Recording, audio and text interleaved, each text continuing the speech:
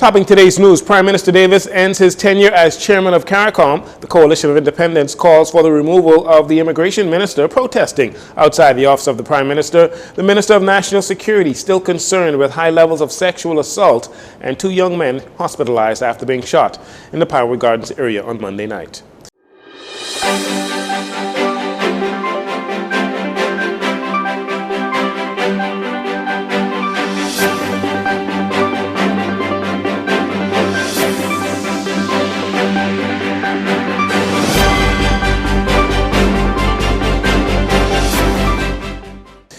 Good evening, Bahamas. I'm Jarino Saunders. This is your JCN Evening News. It is a pleasure to have you join us. Delivering his final speech as the chair of CARICOM before making way for Prime Minister of Dominica, Roosevelt Skerrit, at the CARICOM's 45th Heads of Government meeting in Trinidad and Tobago, Prime Minister Philip Davis reflected on the multitude of accomplishments and highlights during his 6-month tenure, noting that regional cooperation has never been more urgent and necessary. The Heads of Government meeting held in Nassau in February was a major catalyst and springboard in pushing forward matters.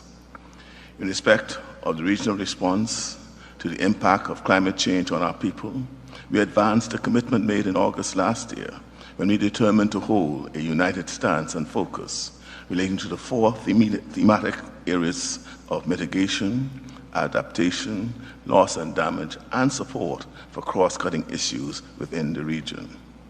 One of the key outcomes is that Green Climate Fund is willing to assist with the development of a blue economy co-investment strategy for the Caribbean region. As part of our effort to secure an overhaul of the global finance system and processes, CARICOM has thrown its full weight behind the Bridgetown initiative. Colleagues, we must not let up. He says CARICOM must continue to push its agenda. Prime Minister Davis spoke of a range of security-related issues of which took priority and were advanced during his tenure as CARICOM's chairman.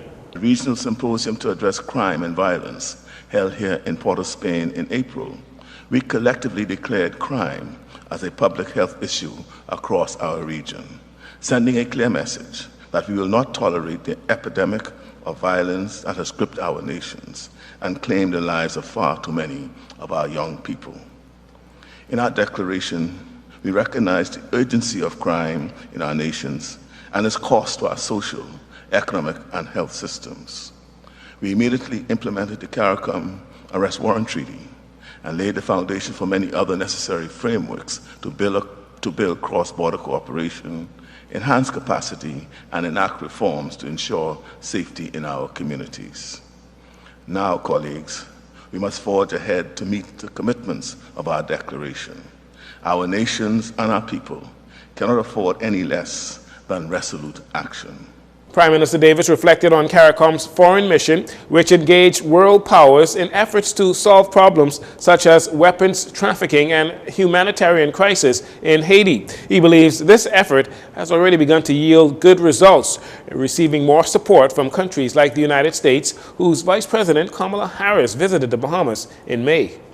We thought that the visit itself indicated an enhanced seriousness of purpose in their stated commitment to engage more fully with the region.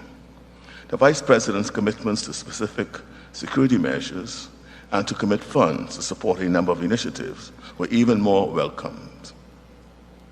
As global challenges continue to expand and magnify, the certainties of the world order continue to be called into question.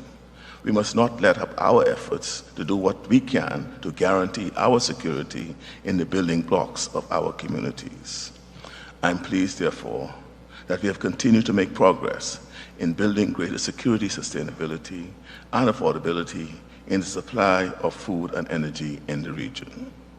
In spite of the many other pressing issues which vie for our attention, we must not relegate these issues to the back burner. The outgoing CARICOM chairman says the Bahamas will remain committed to being a leader or a leading voice on pressing issues and matters in the Caribbean region. Leader of the Coalition of Independents, COI, Lincoln Bain, and scores of supporters gathered on the grounds of the office of the Prime Minister this morning, calling for the resignation of Immigration and Labor Minister Keith Bell, nearly 2 weeks after the minister granted citizenship to a foreign woman and 2 children while at a funeral.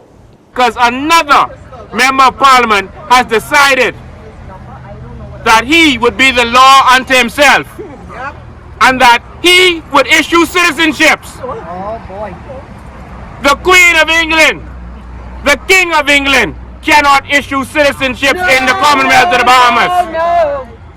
The Prime Minister cannot issue citizenship in the Bahamas. No, he cannot. There is a legal process for the issuance of citizenship. That's right. There are qualifications for the issuance of citizenships That's in right. the Bahamas. That's right. And we will not let them destroy the integrity of our country. Mr. Bain is also making accusations against Minister Bell, alleging claims of underhanded deals and alleged illegal regularization of migrants. A letter directed to Prime Minister Philip Davis concerning allegations of misconduct, breaches of the law, and violations of procedures by Minister Bell was read by COI Chairman Charlotte Green. The activities attributed to Minister Keith Bell render our law far from respectable. A specific incident prompting this letter concerns Mr. Bell's unauthorized issuance of citizenship certificates to a woman and her 2 underage children at a funeral. Such action starkly contravenes Article 7 out of our Constitution, dictating that children born to non-Bahamian parents cannot apply for citizenship until their 18th birthday. Furthermore, he waived the requisite fees for the children unlawfully and proceeded to issue the certificates before any fees were paid. As you are aware, neither the issuance of certificates before the payment of due fees nor the unilateral waiving of these fees by the minister is lawful or appropriate. On another matter, the Coalition of Independents leader also found issue with a video that is right now circulating social media with the Member of Parliament for North Abaco, Kurt Cornish, proclaiming to be the Prime Minister for the island of Abaco and suggesting that he answers to no one other than Prime Minister Philip Davis. Mr. Bain says something needs to be done about this. As you can see, a video is circulating and is now in the papers with Kurt Cornish saying that he is the Prime Minister in Abaco. He runs things. And coming from a man who is accused of rape and abuse and assault, etc., that is an intimidation tactic. And that should never happen in any country. For you to say that you are the law and you are the ruler on that island, and that the only person who has a say is the Prime Minister. What I've come to tell the Prime Minister of this country and all of his lawless ministers that we are governed by the rule of law. Amen. And we are here today to defend the Constitution of the Bahamas and to defend and stand up for the Bahamian people.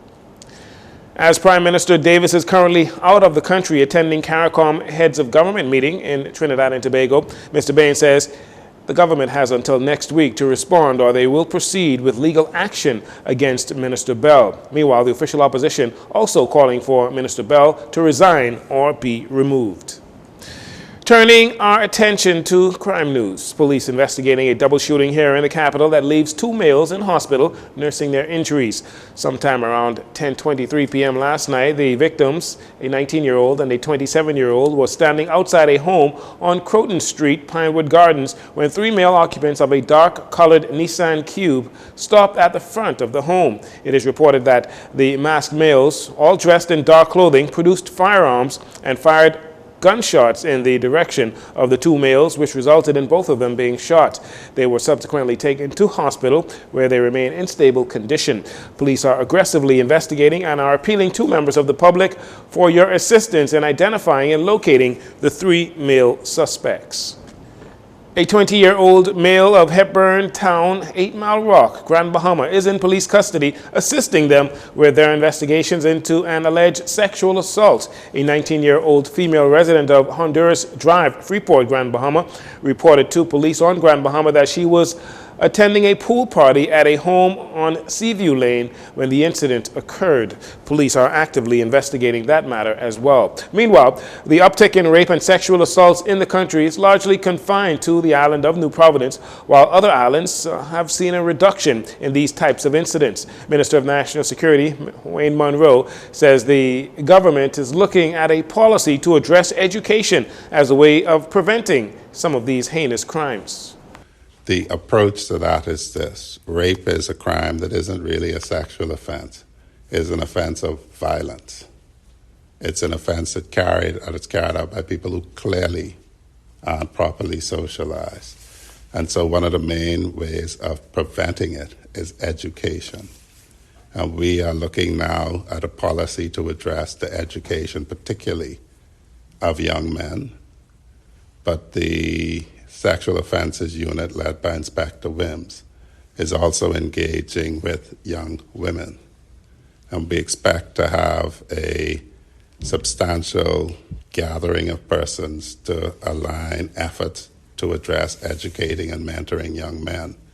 In the meantime, we have to make it as comfortable as possible for the victims of sexual offenses to report them.